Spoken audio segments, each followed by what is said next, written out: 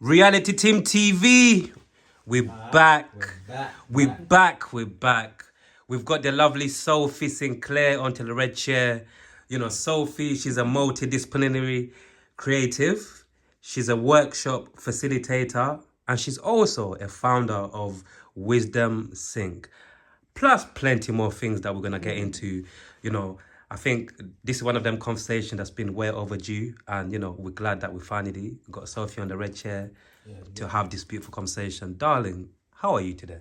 I'm well, thank you. Yeah, I'm doing really well. It's been such a lovely time with my family and catching up with people. And yeah, just doing the work quietly, you know, just chipping away at all the little things that I need to do. It's been nice to have the time to do it. Yeah. What's your most like favorite time, like around this time of the year? What do you like about this time of the year? I think it's reconnecting with ones that you love and seeing. I think it's just seeing it. Like, I hadn't seen my mum in a while properly, you know, having those days where you're just Boxing Day, pajama day, watching the films you keep watching over and over. Home Alone. Etc. Yeah, yesterday I was watching Slumdog Millionaire. I love that film. But yeah, I think I love gift giving. Although this year I've made a short film, so I said I'm not buying gifts because, you know, I have to put everything into it, and everyone has birthdays. So this year I just kind of pulled back and spent more quality time and just did things, did experiences as well. You know, took people to shows and enjoyed time together. I think that's important. Even to quickly talk once anyway, congratulations by the way on your movie. Thank you. You did. When is that? Obviously to not say too much, but is the movie definitely going to come out at some point next year? Yeah, so we're 80% done. We've still got a few scenes to finish, and one of our locations we couldn't get into some of this year. So we've just been working out how to work around that and how to also recreate spaces. A lot of creativity. We've had quite a few setbacks making French toast too. It's not been easy. I mean, whew. And I'm new to this, you know. I'm not new to the industry, but I'm new to being a filmmaker. So there's been a lot of lessons on the way. I'm grateful for them. But, you know, some of them I didn't wish upon myself. But yeah, crowdfunding again. I'm going to be doing a wine tasting. I did a wine tasting event where I wanted to also incorporate small businesses, local businesses and Black-owned businesses. So I threw one in Black History Month in October. Obviously in the States it's in February. And yeah, I just pulled in people that I wanted to support, but also supported me and have fun. So yeah, one of my best friends is a DJ. He came and he spanned the tunes. We did like a lockdown style Zoom quiz, which was really fun. Which is like you know when they slow down the song and then they chop it up and you have to try and figure it out. Yeah. So yeah, we did the top 10 songs in 2020 lockdown that were big, and they had to guess them as part of the quiz. Reviving Harmony did chair massage for everyone. Everyone got a 10-minute complimentary chair massage. Anona Dodu, she came and she's recently got into wine the last couple of years. One of my close friends, she's a black wine, I always call her a black wine expert, but marketing exec at Decanter, and she came and hosted with our sponsor Whirly Wines, who's based in Streatham. So again, just people coming together.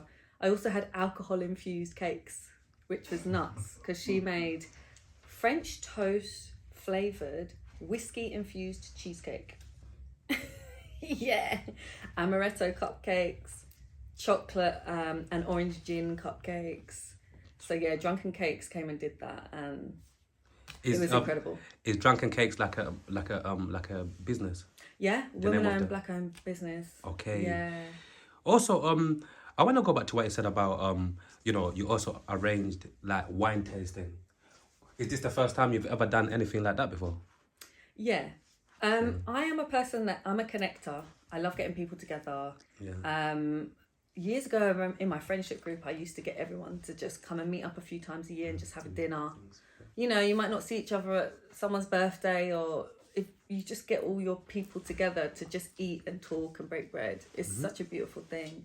But I've never done an event like that, and I was trying to find innovative ways to crowdfund and also give value back to people that, you know, that are supporting the film and supporting me, as well as kind of shine a light on people that I want to, that I like, that I like, and I kind of want to bring up. So yeah, never done it before, but I'm excited to do more. I want to do some more screenings. I want to do some more creative events, maybe some scratch nights. I think it's just, London is a tough place to live, and it's expensive.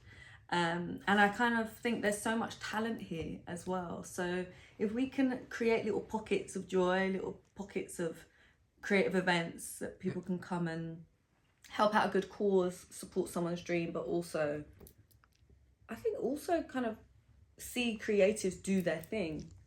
You know, after the wine event, people wanted to book DJ Huggins, you know, for their birthday. So that was really nice. Like, me properly listening to you, like, obviously we just started the conversation here. Once again, like, I love talking to people like you that, you know, that into so many different things, you know, like creative people that do so many different things. Because even the person we interviewed before you came in, by the way, like, I asked him, like, you know, on the other hand, you get certain people who say, I don't have time to do this, I don't have time to do that. So when I meet people like you that are literally, you're doing so many different things, like, how do you manage to balance all of these things that you do? Because even with all of these things that you're doing as well, I assume, you know, you've got your own personal life as well, you know. Like we all say, one of the most important things as well is to try to balance your time as well, to make time for yourself, to recharge your batteries, and then get back to everything that you're doing. How do you balance all of these things that you're doing? Routine and rituals, for one. I'm a freelancer, so my routine can be very fluid, and often I can step out of routine, but I work best within routines. And I think that if I have things that ground me and I have things that I know that I can come back to, I can decompress when I've had a busy week. There's certain things, certain people that I can make sure that I'm around that support me as well. That's how I do it. But I have that itch, you know. If I'm not doing anything, I'll get lethargic, and lethargic is not a good place to be. Being bored, it's not a good place. So I don't know, I think I balance it well. I have days where I might not be doing much. I might be doing a little bit of admin, and then I have days that are completely packed. I might be organising things, researching, going to an event, you know, meeting up with someone. But again, having a diary, using the diary. Do you actually use your diary like on a regular basis, yeah? I have a diary that I write in. Oh, amazing. And I use, you know, a digital diary as well. So. Yeah. Like, a quick random question, by the way, yeah? What's the difference between having a digital diary to a physical one? Is there like a actual difference? I find, so when I write, and this goes for when I write films or monologues, whatever, there's a difference from typing, I find. And having that ritual of writing something in it is solid. Of course, everything can always move. Your written diary is not going to remind you, though, in 45 minutes, you need to get to this doctor's appointment. So that is obviously the benefit of technology. But I like writing it down, and I like setting out my week on a Sunday, journaling, writing things out. As a freelancer, those things pop up, you know, last minute. But yeah, I'm old school. I have a calendar on the wall. I have a diary, and then I also have my phone. Yeah. So, yeah. I like that. I want to actually take it back to, you know, like as far as possible, yeah? Because here I take pride in, you know, like just getting to know people. Like, selfishly enough, these conversations, like, mainly, I would like to think they're mainly, obviously, for me to get to know the people that I speak to, and obviously a camera just happens to be there, so whoever's watching it can obviously get to know you even more. Innit? Like, where did you grow up? So I grew up in Streatham. I sound like Dave. I grew up in Streatham, South London, grandparents in Brixton, but I also had grandparents in Norfolk. So I had a bit of a balance, and I'm from a mixed heritage family, mixed race, biracial, whatever you want to call it. My mum's English, my dad's Jamaican, British Jamaican. So yeah, growing up in South London and then also spending Easters and summers, holidays in the countryside, running in fields, you know, running past the ball field and like pushing my brother in his Red Man U shirt in front of it. All of them things, exploring nature, I think gave me really good balance. I also spent part of my childhood in Essex. That's where my dad lived. Big up Essex. Yeah, That's one of my favourite areas. Oh, really? Yeah, I went to school in Dagenham, innit? Ah. Yeah, I went to school in Dagenham, played football and all of that. Like I had some of my best times in, you know, like in these East London. Yeah. And again, it's not the city, you know, it's suburbia. So I think I had pretty well-rounded upbringing, and it was good because every Saturday at my nan's, going to Brixton Market while she, you know, took us around, and then having we weren't in the hood, we were kind of hood adjacent, I think, in Streatham, single parent family, but we lived in a house. Yeah. We didn't live in an estate, but then I also had family in estate. My gran moved to an estate. So again, there's different experiences that I can tap into, and I think that shows as well in my work and my friendship groups and the people that I'm around. I'm grateful for it though. Yeah. And you know, like people usually say, like our childhoods like shape us, you know, in terms of like the people that we become. Would you agree with that as well? Like, would you say your childhood definitely kind of shaped you into the person that you are now? Yeah, definitely. Okay. And I had some brilliant family members. My aunt, my uncle. Big them up. Yeah, my grandparents and loads of cousins. You know, I think your cousins and your siblings are your first friends. I literally said the same thing, like from day one, like exactly like what you said. Like a lot of my cousins, I don't see them even as my cousins, I just see them like my sisters or my brothers, especially a lot of like my male cousins, because till this day, like we spend so much time with each other. We've got a certain bond where it's like, they're my brothers. Yeah, family is everything, everything. And I think, my childhood has definitely shaped me. I first wanted to be on stage. I think I was watching the Royal Variety Show on TV. I was about 4, and it was Swan Lake, and they were doing ballet. And I said, that's what I want to do that. And my mum got me ballet shoes, got me tutu, got me the leotard, and I started ballet at 4. You know, but then I also was doing street dance, contemporary, jazz, all sorts, hip hop. So many different types of performance, and of course every school show. So I think that our childhood shapes us, and I think we use our childhood in our art as well. We come back to it. To a certain degree, yeah, it's true. Yeah. I used to be a chatterbox. Now look what I'm doing. Yeah.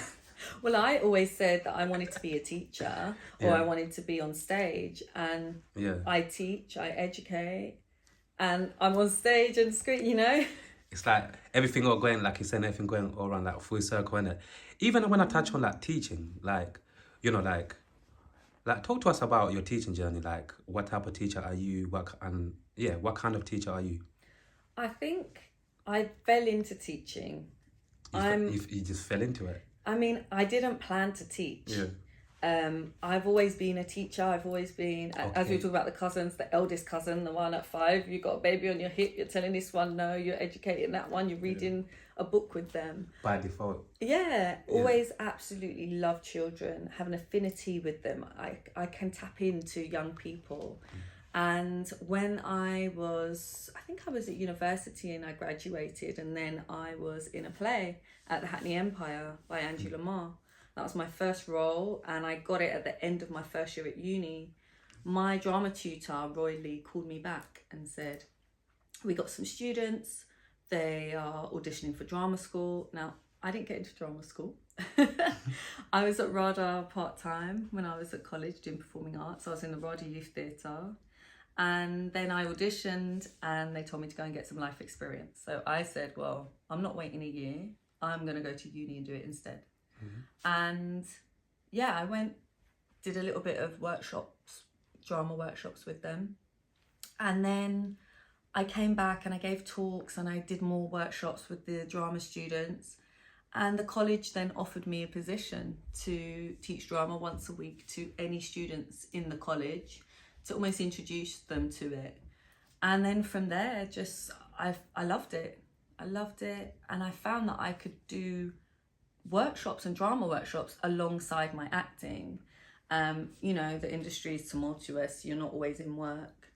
And it's also a good way to train.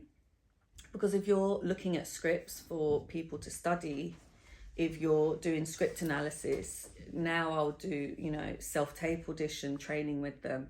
It's also teaching me, and it's reminding me of what I'm doing, and it refreshes my training as well. So yeah, the anti-racism work that I do, I think I know it's always been something that I've been completely passionate about, but I think after 2020, and there was this huge kind of need for diversity work. You know, they were realizing that they actually had to do it, and we weren't backing down. Like into works and that, in terms of like Workplaces, schools, more black people in schools and all of these things. Yeah, decolonizing the curriculum. You know, teaching people that coming off holiday and going, oh, I'm darker than you, I'm blacker than you, you might as well call me mixed race. That is not okay. Like, you know, these things need to be taught, they need to be educated. It's true. So yeah, I just started to break out of just the performing arts and realised that as part of my work, as part of the company that I want to build, I want to educate. So I need to have a wide range of workshops that I've done and different topics to become the best teacher that I can be. Yeah, even just touching on something a little bit off topic quickly. Like obviously, you know, like you said, you know, you're mixed. You know, like have you ever had like gone through like a certain like phase in your life where you've had an identity crisis before? Oh, I think pre-teen maybe. Those early kind of adolescent years. When you're still learning a lot about yourself. I wouldn't call it identity crisis. I would say, you know, I don't have one of those white mums that didn't know how to do my hair, that didn't educate me on Black history. She taught us Black history. She took us to carnival. She cooks ackee saltfish. She seasons her meat. Big up, mummy.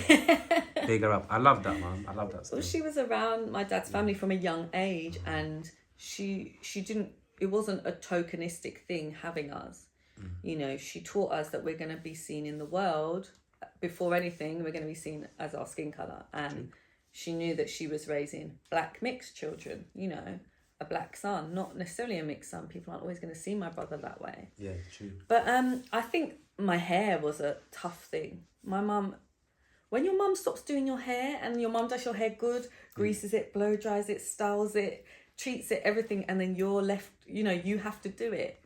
Yeah. It's overwhelming. Around what age did your mum stop doing your hair for you and you needed to start doing it? Well, I wanted to do it, but then it was hard. Maybe about 12, 13. Okay. Yeah, maybe, yeah, 8, about then. But when I got to uni and I learned about GHDs, yeah, I damaged my hair badly. Yeah. I just wanted straight hair. I just wanted it to be, you know, you could just put your hand through it and it can curl, and but loose curls and flicks. That was the style then, you know. Yeah. The versatility of it, and having curly hair was really stressful. I didn't enjoy it, but now I love it, and I've always loved everything about my identity. I love it. But hair, that was a big thing. Yeah.